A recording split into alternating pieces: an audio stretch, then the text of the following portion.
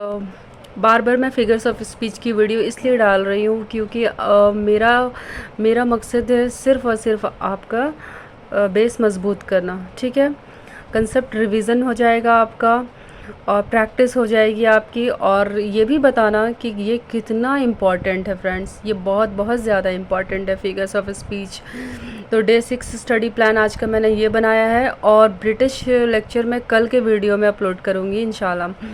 तो British writer और British story मैं कल से शुरू करूँगी। आज लास्ट ये रिवीजन का वीडियो है फ्रेंड्स, आप आज रिवीजन ही कीजिएगा। ठीक है, ये प्रैक्टिस आपको बहुत ज़रूरी है। ये सारे फिगर्स ऑफ स्पीच इतने इम्पॉर्टेंट है फ्रेंड्स कि मैं इसे बार बार आपको पढ़ा रही हूँ। यूजीसी नेट इम्पॉर्टेंट है ये सब, इसको आपको क्लियर करना होगा, ये कॉन्सेप्ट एकदम क्लियर करना होगा। ठीक है, और आपका रिवीजन एकदम डीप होना चाहिए, और ये बिल्कुल शॉर्ट एंड क्लियर होना चाहिए। ठीक है, बिल्कुल शॉर्ट एंड क्लियर में मैं आपको यहाँ बताने वाली हूँ। तो फ्रेंड्स स्टार्ट करते हैं डीप रिवीजन। यहाँ पे शुरुआत किया है मैंने verbal irony, situational irony, dramatic irony, paradox versus oxymoron, difference focus के साथ। ठीक है, तो आप देख लें रूल याद रखने का तरीका। नेट्रिक, single phrase, oxymoron, whole statement या situation is equal to paradox. ठीक है, नेट स्टाइल की आइडेंटिफिकेशन एग्ज़ाम में कैसे पूछते हैं ये आप देख लीजिए। स्पीकर का meaning is equal to words, ये देखिए। तो फ्रेंड्स आज यहाँ पर ऐसा रिवीजन कर लीजिए कि जो एग्ज़ाम में आप एकदम क्लियर हो जाएंगे, नीट एंड क्लियर। ठीक है, ये शॉर्ट में मैंने बना दिया है नोट्स, और एग्ज़ाम में कैसे पूछते हैं क्वेश्चंस यहाँ देख लीजिए आप। स्पीकर का meaning is not equal to words, तो वो वर्बल आयरनी। ठीक है, एक्सपेक्टेड रिजल्ट उल्टा, सिचुएशनल आयरनी। ये शॉर्ट में याद करने का सो फ्रेंड्स आपको समझ आ गया होगा कि मैं बार बार ये फिगर्स ऑफ स्पीच क्यों पढ़ा रही हूँ, क्योंकि ये इतना इम्पॉर्टेंट है यूजीसी नेट के लिए कि आप सोच भी नहीं सकते। जब यूजीसी नेट का एग्ज़ाम देंगे आप, तो आपको पता चलेगा कि ये कितना इम्पॉर्टेंट है। ठीक है फ्रेंड्स, तो मेरे नोट्स से आप अपना नोट्स बना लीजिए शॉर्ट रिवीजन के लिए, या सिर्फ ये वीडियो भी देख सकते हैं। तो याद रखने के लिए ये रूल्स हैं। नेट ट्रिक, सिंगल फ्रेज़ होगा अगर तो ऑक्सीमोरन। ठीक है, होल स्टेटमेंट या सिचुएशन होगा तो इज़ इक्वल टू पैराडॉक्स। ठीक है, ये होल स्टेटमेंट और सिचुएशन से पता चलता है कि ये पैराडॉक्स है। नेट स्टाइल की आइडेंटिफिकेशन एग्ज़ाम में कैसे पूछता है ये आप देख लीजिए। स्पीकर का meaning is not equal to words, तो वो क्या होगा, तो वो वर्बल आयरनी होगा। ठीक है, एक्सपेक्टेड रिज़ल्ट उल्टा, यानी कि रिज़ल्ट से उल्टा हो जाता है, एक्सपेक्टेशन से उल्टा हो जाना, situational irony. Audience knows, character doesn't, audience सिर्फ जानती है और कैरेक्टर नहीं जानती, तो उसको ड्रामेटिक आयरनी बोलते हैं। ठीक है, self contradictory but true is paradox. ठीक है, सेल्फ कंट्राडिक्टरी है लेकिन वो सच है, तो वो पैराडॉक्स है। यानी कि थोड़ा बहुत कंट्राडिक्टरी है लेकिन वो पैराडॉक्स की तरह है। ठीक है, तो वो सेल्फ कंट्राडिक्टरी बट ट्रू, यानी कि थोड़ा कंट्राडिक्टरी है लेकिन उसमें सच्चाई है, तो वो पैराडॉक्स है। ठीक है, प्रैक्टिस सेशन एमसीक्यूज़ के कर लें आप, क्योंकि एमसीक्यूज़ तो जाहिर है एमसीक्यूज़ ही आने वाला है।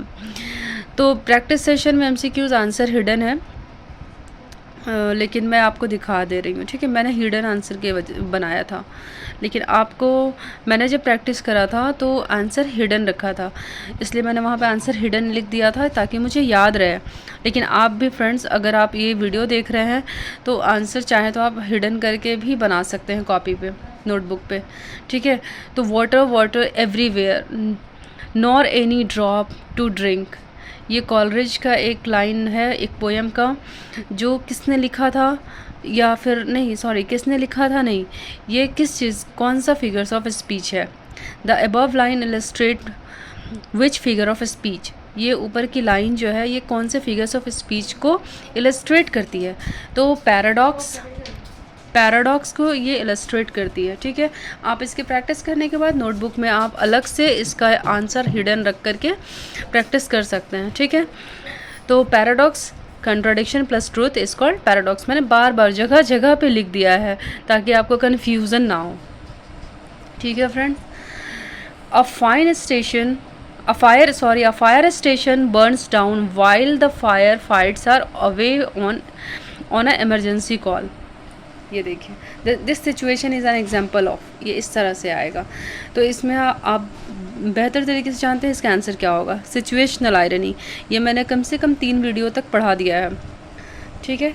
तो इसमें ज़्यादा डिटेल में भी नहीं जाने की कोशिश करूँगी क्योंकि उससे वीडियो लंबी हो जाएगी। एक्सपेक्टेड रिज़ल्ट का बिल्कुल उल्टा आउटकम होता है। तो ये बताइए, ये होता है सिचुएशनल आयरनी, ठीक है।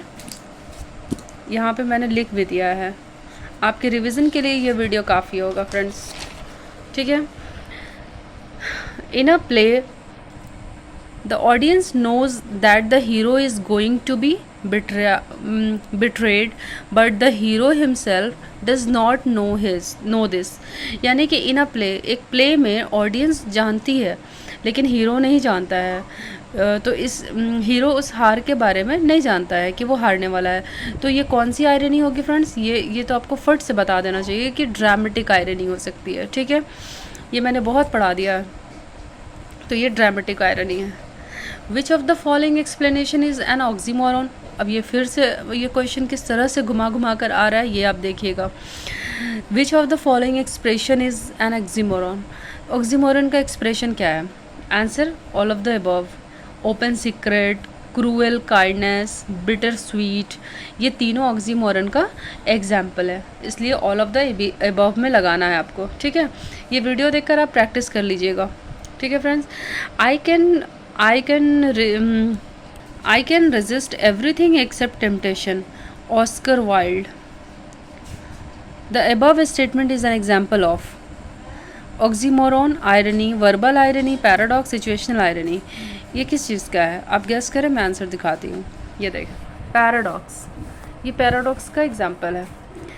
6 नंबर पे student says O great another surprise test when he is clearly unhappy। जब वो पूरी तरह से अनहैप्पी है और उसे वो न्यूज़ मिलती है कि स्टूडेंट सेज ओ ग्रेट अनदर सरप्राइज टेस्ट, यानी कि फिर से एक नया सरप्राइज टेस्ट। तो ये किस चीज़ का एग्जाम्पल है? तो ये है वर्बल आयरनी, ठीक है। ये क्लियरली अनहैप्पी वाला एक्सप्रेशन है, तो ये वर्बल आयरनी है, ठीक है फ्रेंड्स। वर्बल आयरनी का क्या समझने का तरीका है? बोलना कुछ, वर्बल आयरनी का को समझना कैसे है? बोलना कुछ मतलब कुछ, यानी कि वो टेस्ट तो सरप्राइज टेस्ट किसी को भी पसंद नहीं आता है, तो इसलिए ये क्लियरली अनहैप्पी है, तो इसलिए ये वर्बल आयरनी है। यानी बोला कुछ मतलब कुछ, मतलब अंदर से वो अनहैप्पी है लेकिन बोल रहा है एकदम सरप्राइजिंगली जैसे उसको पसंद हो, ठीक है फ्रेंड्स।